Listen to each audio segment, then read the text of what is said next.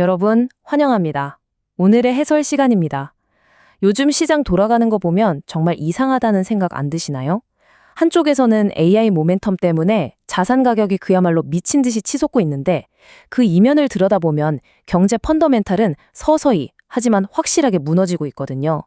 오늘은 바로 이 거대한 괴리에 대해 아주 파헤쳐 보려고 합니다. 자, 가장 먼저 이 핵심적인 질문부터 던져볼게요. 주식시장은 거의 수직 상승을 하고 있는데 왜 수많은 경제 지표들은 우리에게 새빨간 경고등을 켜고 있는 걸까요? 우리가 맹목적인 분위기에 휩쓸리지 않고 진짜 중요한 기업 실적과 유동성이라는 두 가지 무기를 가지고 어떻게 앞으로의 시장 대응 전략을 짜야 할지 지금부터 하나하나 분석해 보겠습니다. 오늘 살펴볼 데이터가 조금 복잡할 수 있는데요. 걱정 마세요. 1번, 끝나지 않은 인플레이션 경고부터 시작해서 S&P 500 고평가 진단, 5% 국채금리, 양극화되는 가계부채, 핵심 이슈 요약, 그리고 마지막 6개월 방어 전략까지 이 로드맵을 따라가면서 데이터에 기반한 확실한 방어막을 세워보시죠. 그럼 첫 번째 파트, 끝나지 않은 인플레이션 경고.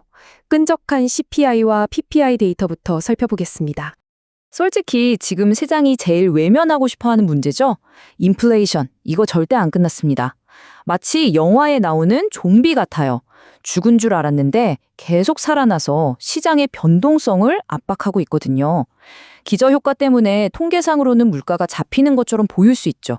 근데 여러분, 우리가 마트 가서 체감하는 절대적인 물가는 아예 떨어지질 않고 있잖아요? 게다가 조만간 열릴 클리블랜드 연준 세미나에서 나올 매파적인 발언들을 생각해보면 지금 시장에 퍼져 있는 그 지나친 낙관론에 확 찬물을 끼얹을 수도 있습니다. 이어서 두 번째 파트, S&P 500 고평가 진단입니다. 이 랠리 과연 지속 가능할까요? 지금 주식시장이 마치 영원히 오를 것처럼 보이죠. 그런데 기업들이 실제로 벌어들이는 돈이 이 주가를 정당화할 수 있을까요? 여기서 우리가 진짜 주목해야 할 숫자가 하나 있습니다. 바로 S&P 500의 향후 12개월 선행 주가 수익 비율, 그러니까 포워드 PER인데요. 이게 방금 무려 21배까지 툭 튀어 올랐습니다. 21배요? 정말 엄청난 수치죠. 물론 지금 당장 AI 열풍에 올라타서 PER 21배를 찍은 게 달콤한 승리처럼 느껴질 수 있습니다. 분위기 좋잖아요? 하지만 역사는 우리에게 아주 냉혹한 현실을 말해줍니다. 과거를 보면 시장은 전통적으로 PER 21배에서 23배 구간에 진입했을 때 정말 극심한 저항을 받고 꺾여버렸거든요. 다시 말해서 지금 우리는 단순히 모멘텀만 믿고 가기에는 펀더멘털적으로 아주 굉장히 취약하고 아슬아슬한 자리에 서 있다는 뜻입니다. 자, 세 번째 파트입니다. 5% 국채금리와 시장 심리, 고금리의 이중성에 대해 알아보죠. 이번엔 채권 시장 쪽으로 고개를 좀 돌려볼까요? 와, 여기서는 2007년 이후로 10몇 년 동안 구경도 못했던 살떨리는 숫자가 등장했습니다. 미국 30년물 국채금리가 무려 5%라는 아찔한 경계선에 도달한 겁니다. 10년물 금리마저 치솟고 있는데 이건 그냥 숫자가 좀 올랐네 할 수준이 아니에요. 금융환경의 판도와 자금의 큰 물줄기를 완전히 뒤바꿔버리는 대단히 크리티컬한 포인트입니다. 여기서 진짜 기막힌 아이러니가 하나 생기는데요. 이 5%라는 금리, 현금이 넘쳐나는 자산가나 거대 연기금들한테는 말 그대로 황금광산입니다. 그냥 2년만 묻어둬도 무위험으로 10% 수익을 챙길 수 있으니까요. 근데 반대로 실물 경제나 일반 소비자들한테는 어떨까요? 이 엄청난 차입 비용이 목을 옥죄는 파괴적인 부담으로 작용하고 있다는 겁니다. 네 번째 파트, 양극화되는 가계부채 리스크입니다. 연체율의 디커플링 현상을 짚어보죠. 방금 말씀드린 그 고금리의 압박은 곧바로 우리 실생활의 가장 무서운 시한폭탄 가계부채 문제로 이어집니다. 일단 전체 연체율이 바닥을 찍고 2.83%로 다시 슬금슬금 오르고 있는 것도 문제인데요.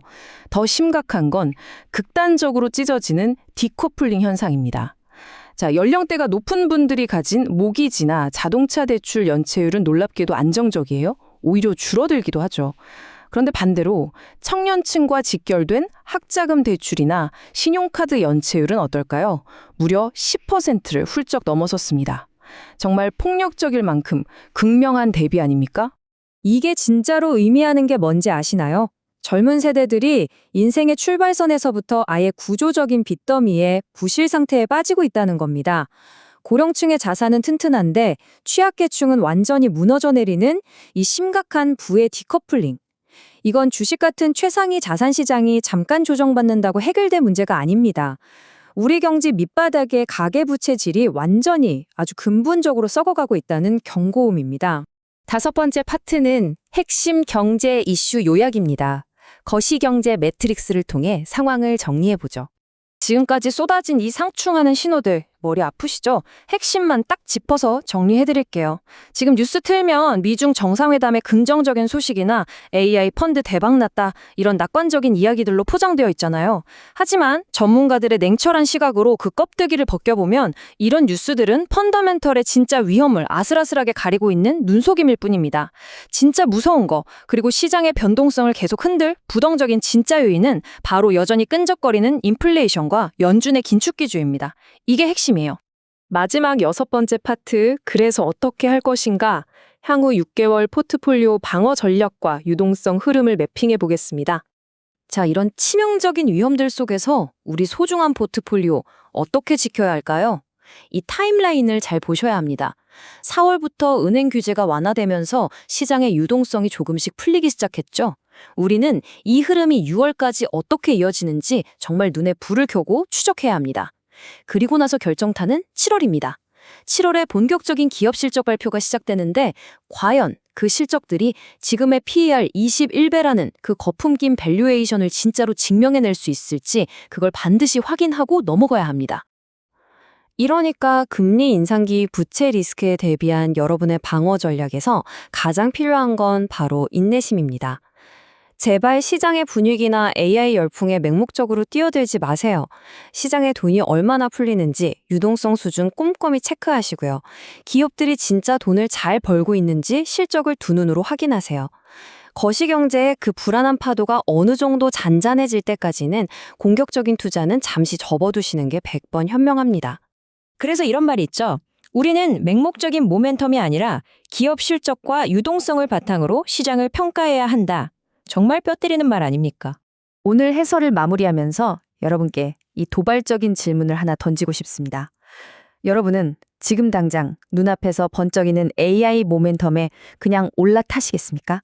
아니면 머지않아 그 시장의 환상이 펀더멘털이라는 차가운 현실의 벽에 부딪힐 그 순간을 대비해서 지금부터 포트폴리오를 단단하게 방어하시겠습니까? 선택은 여러분의 몫입니다. 오늘의 해설이 여러분의 투자 통찰에 큰 도움이 되셨길 바랍니다. 감사합니다.